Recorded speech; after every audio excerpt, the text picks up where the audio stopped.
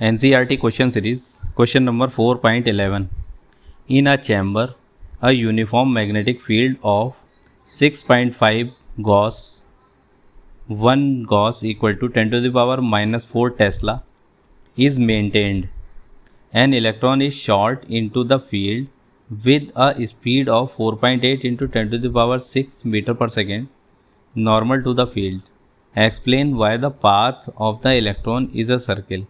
Determine the radius of the circular orbit.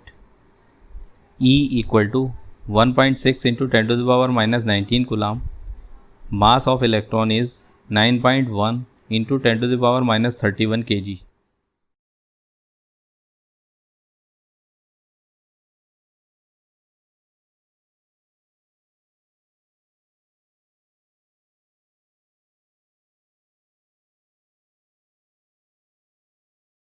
तो हमें given है मैग्नेटिक फील्ड 6.5 गॉस और 6.5 into 10 to power minus 4 Tesla.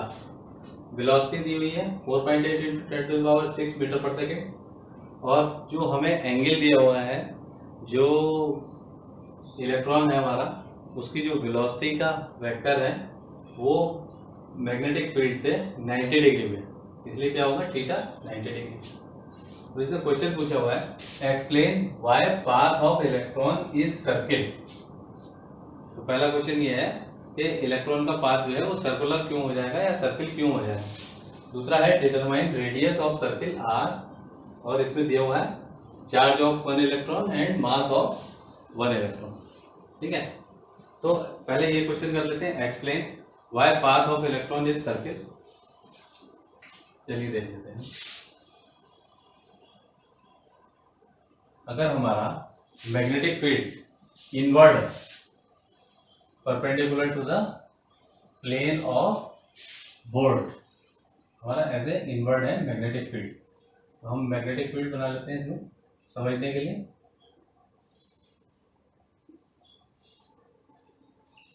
ये है मेरा मैग्नेटिक फील्ड बी और इसकी डायरेक्शन है अंदर को।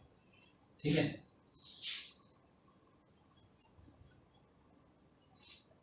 ठीक है। अब मान लीजिए कोई पार्टिकल मेरा इस पॉइंट से परपेंडिकुलर टू मैग्नेटिक फील्ड एक इलेक्ट्रॉन मूव करता है। तो एक इलेक्ट्रॉन जो है, मैग्नेटिक फील्ड कैसा है मेरा, perpendicular to blackboard inward, और direction of motion of particle किधर है, इधर हो। तो दोनों क्या होगा, एक दूसरे के परपेंडिकुलर है, मैग्नेटिक फील्ड अंदर और direction of motion of particle इधर। तो ये फील्ड अंदर और मोशन डायरेक्शन ऑफ पार्टिकल इधर, तो दोनों एक दूसरे के परपेंडिकुलर।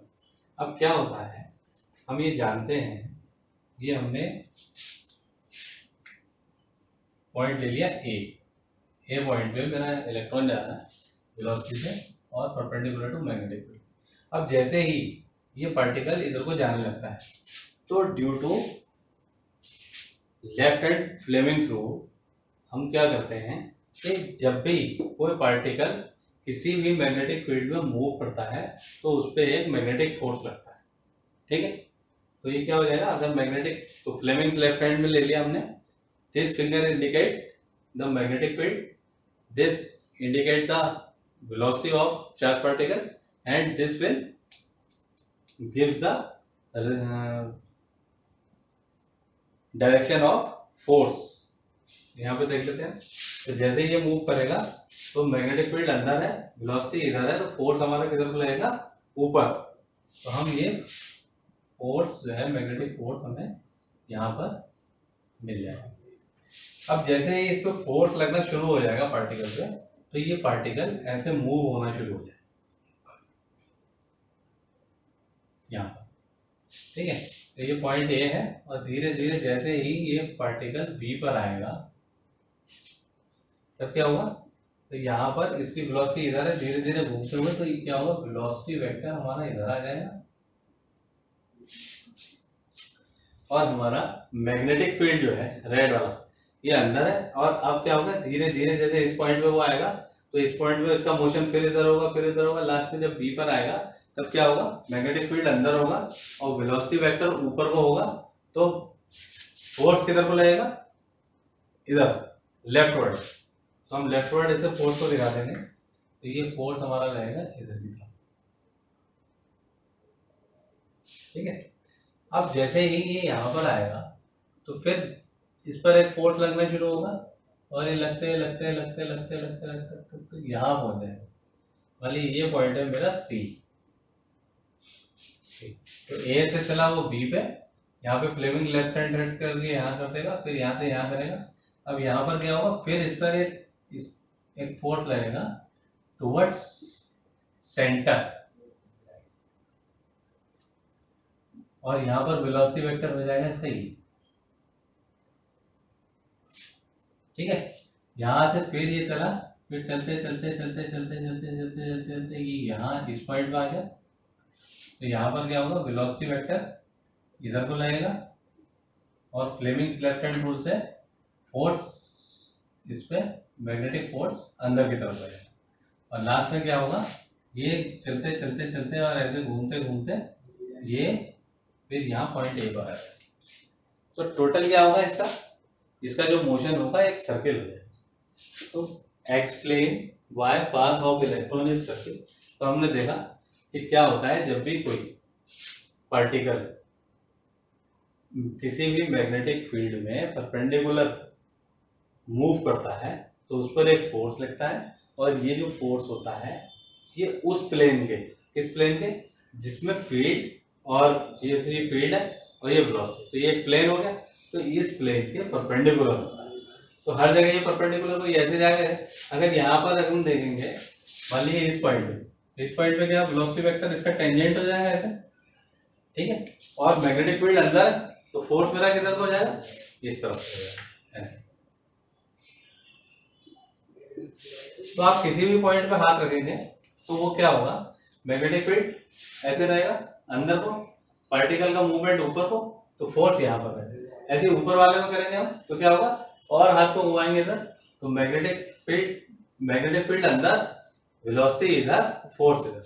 अब यहाँ पर आ जाएगा तो क्या होगा, मैग्नेटिक फील्ड अंदर और वेलोसिटी नीचे की तरफ, तो फोर्स इधर, और फिर घूम के यहाँ पर आएगा तो वेलोसिटी इधर, मैग्नेटिक फील्ड अंदर, फोर्स।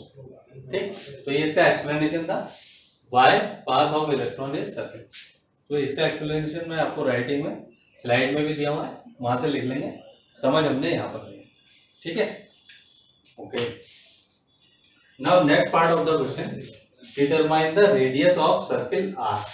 अब ये क्या होता है, उसमें ये पूछा है कि जब ये किसी सर्किल में मूव करेगा तो इस सर्किल की रेडियस बताइए, ये आर फाइंड आउट करिए। ठीक, सेकंड पार्ट है, हम इसे मिटा देते हैं और नीचे लिखते हैं। चलिए, डिटरमाइन द रेडियस आर। देखिए आर फाइंड आउट करने के लिए क्या होगा, सर्किल में जब ये मूव करेगा इलेक्ट्रॉन तो उसका जो सेंट्रिपिटल फोर्स है वो उसके मैग्नेटिक फोर्स से बैलेंस हो जाएगा, क्योंकि हमें एक सर्किल में घूमने के लिए एक सेंट्रिपिटल फोर्स चाहिए होता है उसके सेंटर की तरफ। अगर वो बैलेंस नहीं होगा, सेंट्रिपिटल फोर्स उसको बैलेंस नहीं करेगा, तो क्या होगा, हमारा इलेक्ट्रॉन सीधा बाहर निकल जाएगा, उसमें सर्कुलर मोशन में नहीं होगा। तो उससे क्या होगा, as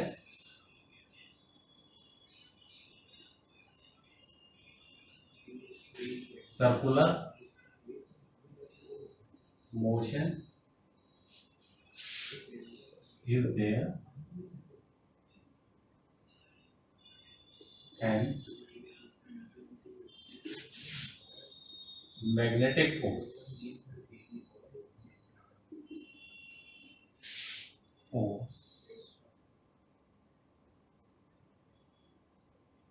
will be equated by centripetal force।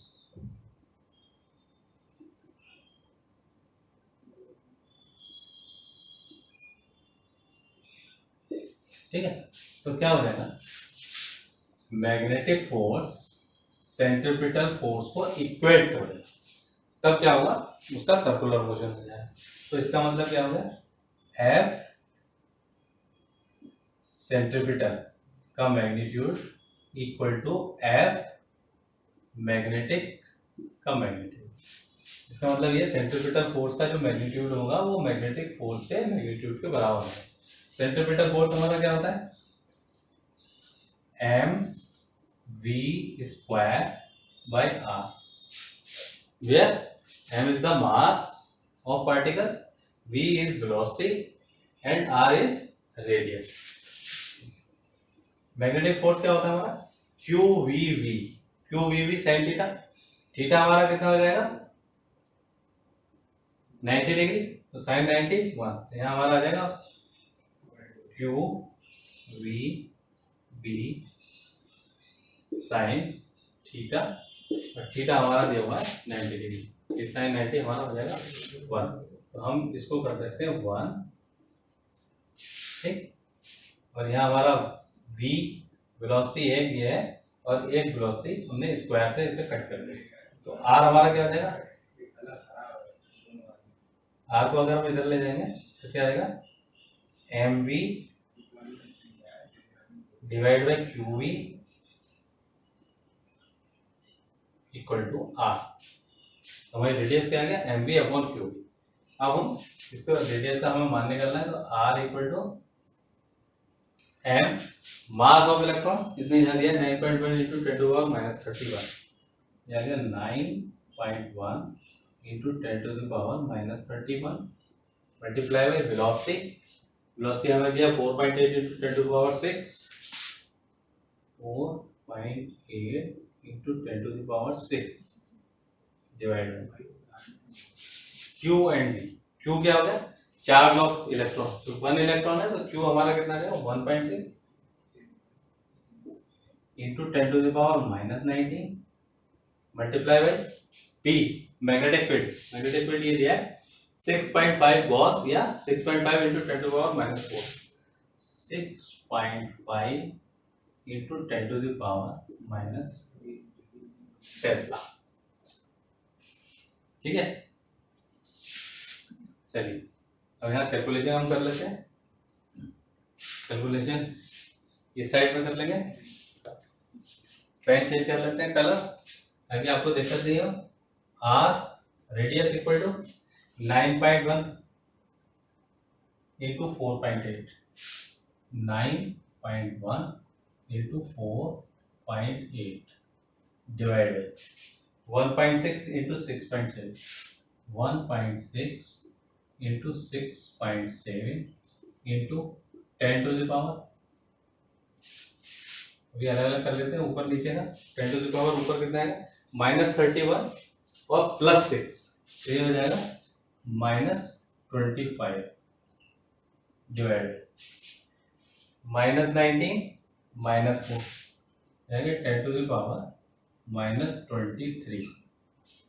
Okay clear है,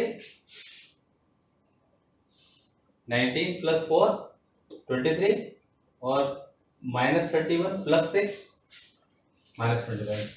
चलिए इसका हमने ये पॉइंट हटा दिया, इसका पॉइंट हटा दिया, 16 3 दा 48 याद, और इसका हमने पॉइंट हटा दिया और इसका भी हमने पॉइंट हटा दिया, कितना है यह है 6.5, 6.5, तो यहाँ हम लिख देंगे 6.5, हम डिजिट हमने गलत लिख दिया था, ये सही कर दिया 6.5, ठीक है। तो फिर हम r इक्वल टू निकाल लेते हैं, r इक्वल टू यह आ गया 91 into 3 divide by 65 into 10 to the power, ये ऊपर जाएगा प्लस हो जाएगा तो पावर आ जाएगी -2, क्लियर। चलिए अभी करेंगे हम 13 5 या 65 और 13 7 या 91, ठीक है। तो r इक्वल टू हो गया मेरा 7 3 21 divide by 5 into 10 to the power -2, r की वैल्यू हमने निकाल दी 5 4 या 20 ठीक, पॉइंट ये हो गया 2 इंटू 10⁻²। ठीक, हम ले लेंगे तो ये हो गया हमारा मीटर, और हम R is equal to 4.2 centimetre, ये हो गया हमारा आंसर। तो आपने देखा इस क्वेश्चन में हमारे पास दो क्वेश्चन थे इन्वॉल्व। पार्ट 1 थे, पार्ट 1 क्या था, explain why path of electron is circle. तो हमने देख लिया कि जब भी कोई पार्टिकल हमारा किसी मैग्नेटिक फील्ड में मूव करता है तो उस पर डायरेक्शन लगती है, और जो भी डायरेक्शन होती है वो उस पर फोर्स लगता है। वो फोर्स की डायरेक्शन क्या होती है, फ्लेमिंग लेफ्ट हैंड रूल से हम निकाल देते हैं। और डिटरमाइन द रेडियस, तो रेडियस के लिए हम क्या करेंगे, सेंट्रीपिटल फोर्स को मैग्नेटिक फोर्स से इक्वेट कर देंगे, तो यहाँ से रेडियस निकाल देंगे, और 4.2 सेंटीमीटर उसकी रेडियस आ जाएगी, आंसर आ जाएगी। ठीक है, तो ये इस वीडियो को बनाने में थोड़ा सा मेहनत लगती है, तो मेरा आपसे रिक्वेस्ट है सब बच्चों से कि आप इसको खूब देखें और बार बार देखें। बार बार देखेंगे तो आपको ये प्रैक्टिस में आ जाएगा और आपको सबको याद हो जाएगा। ठीक, तो चैनल को शेयर करिए और कमेंट कीजिए, लाइक कीजिए। Thank you.